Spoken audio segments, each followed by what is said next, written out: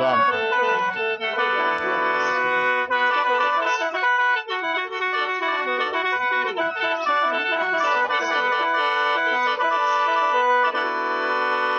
โอ้ย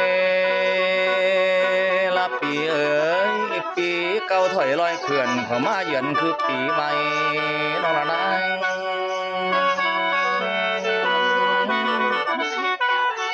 มาบัดนี้สอขอสอจากใจ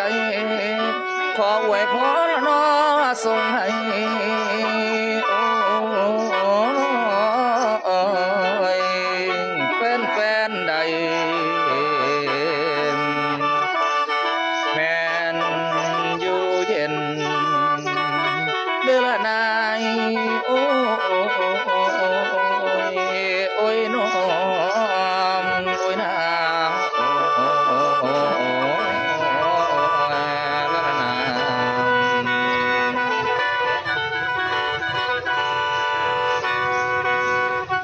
เลบัดนี้ในวาระดีที่ปีใหม่มาฮอดนี้สิขอก้าวเป็นคำก่อนขออวยพรเป็นแรงใจฝากส่งไปถึงทานอธิษฐานด้วยจิตมันปฏิฐานที่สูงทรงใจประสงค์ต่อตั้งหวังให้ได้ซอยสู้ว่าสาธุสาธุสาธุเด้อโอ้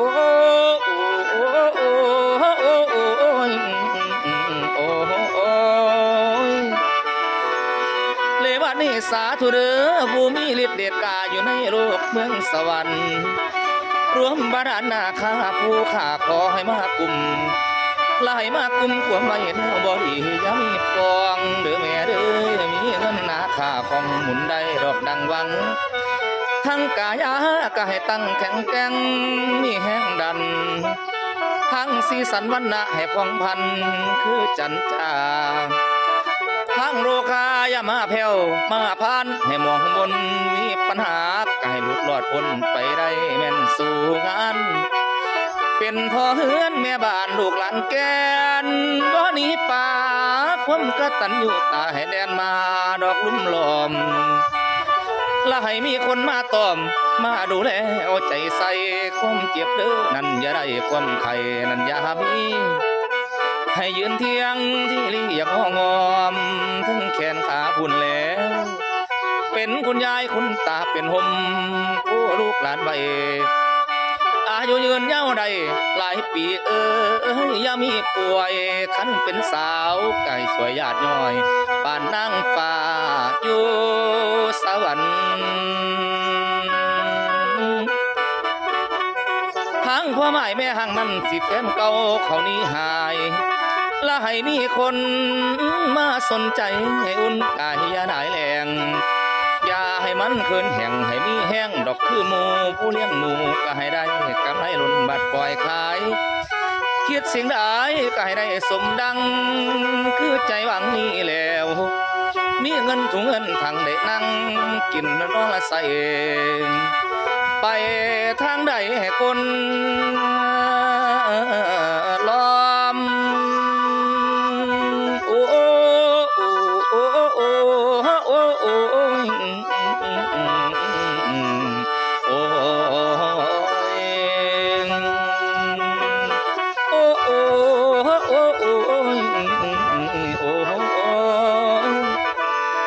เลวัดนี้ไปทางใดคนล้อมมีคนหอมให้ใจซื่น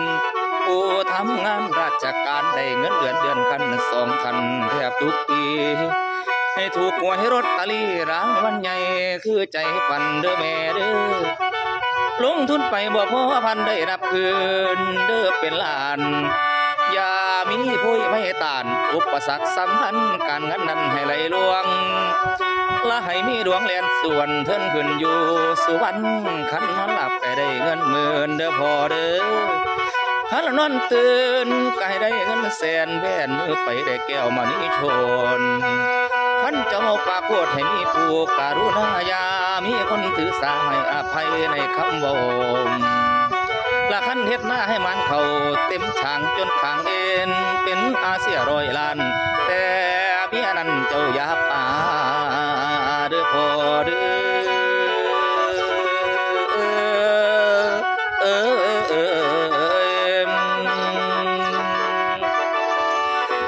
นื่องในวาระดิถีขึ้นปีใหม่อวยพรชัยให้สมดังปรารถนาคิดสิ่งใดให้ได้ชมสมอุราให้ดำรงชีวา